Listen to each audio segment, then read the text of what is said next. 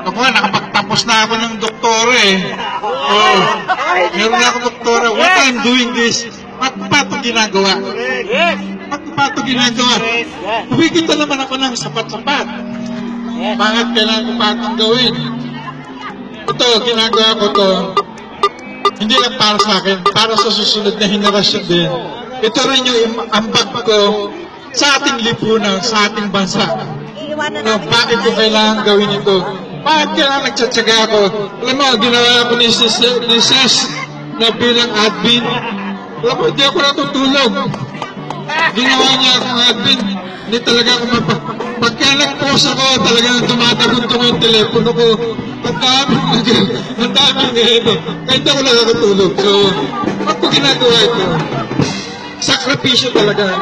Gagawin mo ito para sa bayan natin, hindi lang para sa akin. I'm an established person. Masasabi ko na hindi ako naghihirap kasi na-establish ko na yung family ko. Pero ginagawa ko ito para sa ating mga OFW. Nakita ko ang paghihirap natin mga OFW. Hindi lang sa akin na katulad ngayong Pasko, Summer Pass, nandito tayo nagsasaya. Pero yung mga natin, mga mahal sa buhay natin, nandun, malayo sa atin. Tama ba ako? Hindi naman lahat tayo, hindi naman tayo lahat gano'n successful sa sinasabi ko. Parang yung sinasabi ko, maliit na bagay pa lang yan eh. Pero meron pang mas successful doon. So yung papalawanan ko lang yung para sa akin. Bakit ko ito ginagawa? Bakit ko gustong gawin ito? Para sa susunod na henerasyon. Unang-una, kasi hindi kayo nakikinig. Kaya nawawala ako.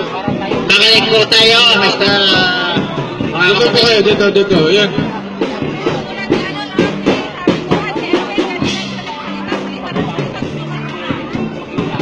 Mr. Marqueses, please come over.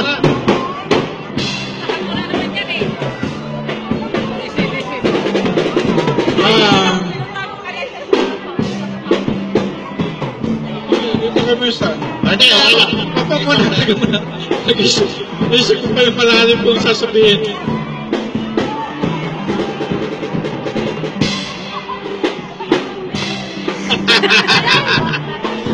Eh, si Mayor nga, hindi na mabuto na sinasabi. Ikaw na mabuto.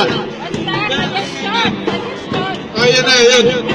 What I'm doing, mag-umpisa tayo why I'm doing this. Siguro makarelate din kayo. Bakit natin ginagawa ito? We're established, all of us, katulad si Kuyang Rick. Bakit? Ba't nila gagawin ito? Ito ang established ako siguro, mas established siya. Dito sa, sa bakit niya ginagawa ito? Bakit ko rin ito gagawin? Hindi lang naman para sa akin. Para sa ating lahat, para sa ating mga kapwa OFW. Yun nga, I have said, kung ako komportable na rito, sa mabas, makita mo, nag-celebrate tayo ng Christmas, kasama natin, family natin. Pero yung iba ba? Kasama ba nila yung family nila? No. Di ba? Ito, bakit ko, ito pinaninindigan yung mga sinabi ni Duterte. Walang iyakan ha. Bakit tayo nandito sa Kaute? Yun lang. Bakit naging solusyon ng gobyerno talaga? Ano tayo eh?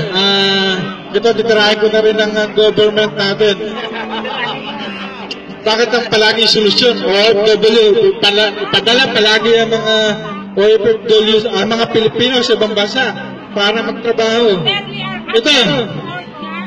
Ito na naman, ito na naman, may bago na naman issue.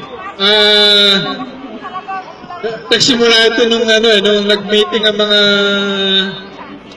sa mga yung APEC na yan.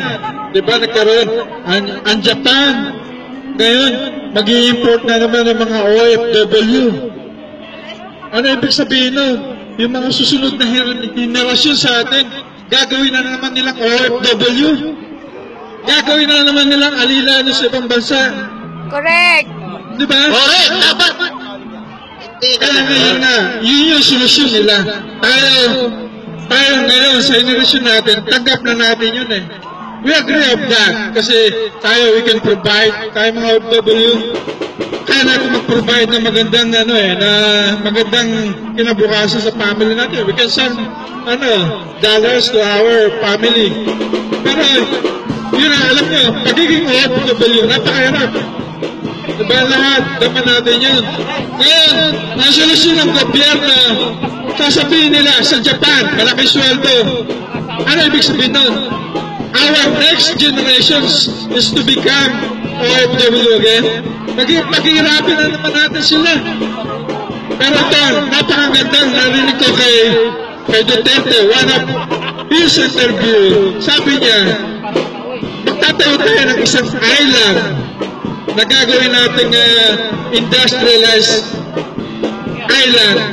Doon natin lahat, gagawin natin factory. Hindi lang natin kailangan, lumayo sa ating bansa.